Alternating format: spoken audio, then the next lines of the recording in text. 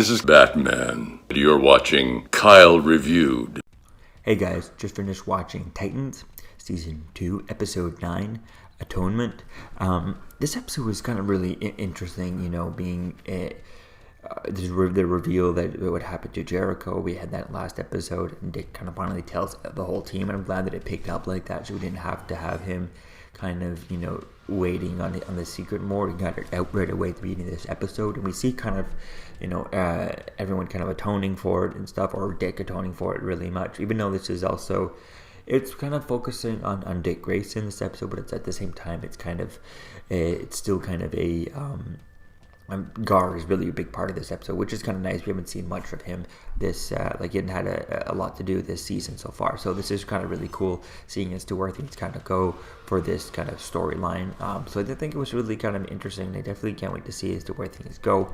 The things with Dick Grayson, him dealing with Slade and going to, to Slade's wife, Jericho's mother, to apologize to her and stuff. That was really kind of interesting, dealing with that and seeing that kind of storyline.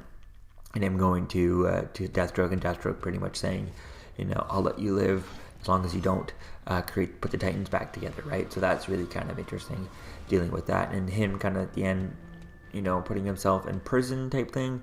I don't know. It's an interesting idea how he feels kind of blamed for that, but at the same time, he still kind of said that when he was talking to Slade Wilson, he was just saying, "Look, you killed him. You're the one who actually stabbed him."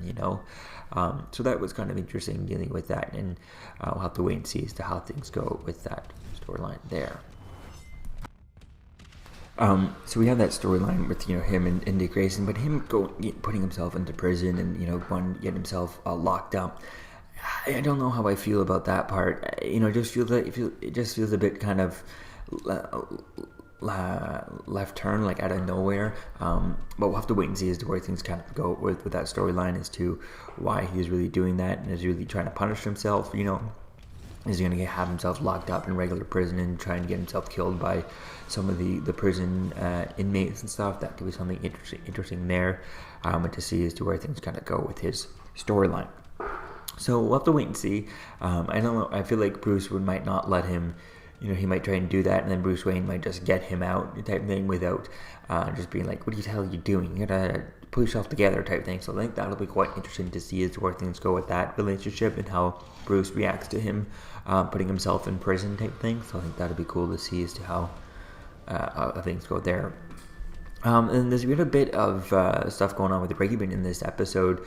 She leaves when they all leave, she leaves with Donna Troy, and then she just leaves Donna Troy out of nowhere. So I don't know, we'll have to wait and see as to where things go with that. I didn't really understand as to what was going on with someone controlling Raven. Was it just her power acting up? Was, what was really going on there?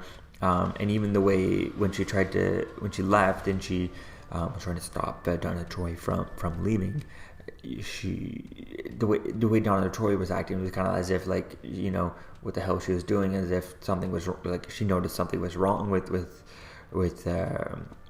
Rachel, but then she never really went after her, never really did anything. So it's like, does she really care and stuff? So I don't know. I didn't really understand as to why Rachel left Donna Troy in the first place. Does that make sense? Why she left everyone?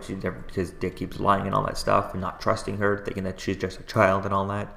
So I understand why she would leave, but why would she? Why did she leave Donna again? And she just left without her bag, her backpack, her things, things like that. So that was kind of weird with that storyline there. The Hawk and Dove stuff with Dawn and Hank, that was kind of interesting, dealing with things that are going with their relationship and how things are spiraling down for Hank and stuff.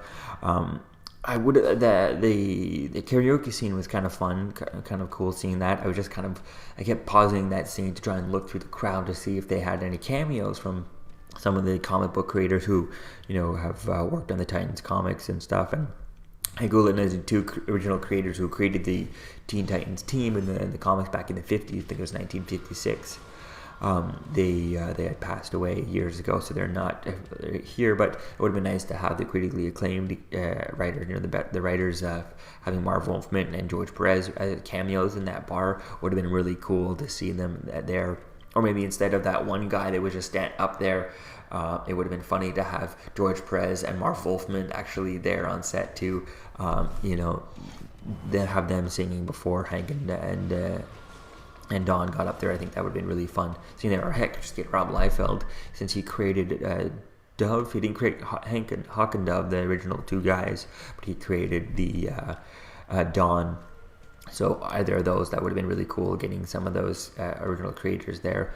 There was one guy that they looked at, and I can't really seem to, that they kind of hold the camera on, who was like singing before Hank and Don went up there, but I'm not really sure as to who he could be, if he's just a creator from the comics. I don't really recognize him there.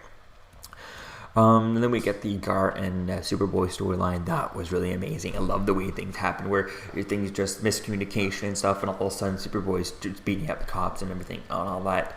And I expected at the end there to see either one, Superman just to show up and do kind of a Supergirl season 1 style Superman, where you don't really show his face, you just blur it out type thing.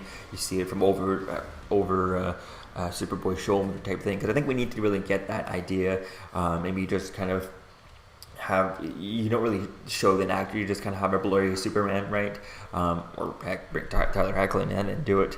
But you just kind of have a blurry Superman, and maybe you get the guy who voices him in the animated cartoons to dub it, and then you get a scene between Connor and Clark, or Superman, right? I think that could be really cool, to seeing that there. But it's going to be quite interesting to see as to where things go with the fallout of Superboy and stuff, and to see as how things are going to go with that.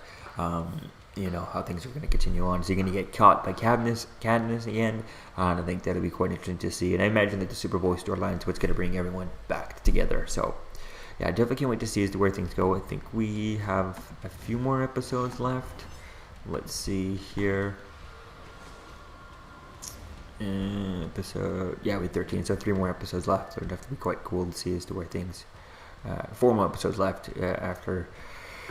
And so that'd be quite cool to see as to where things go. So let me know what you think, guys, about this episode in the comments below. What was your favorite part? And I'll see you guys in the next video. Peace out.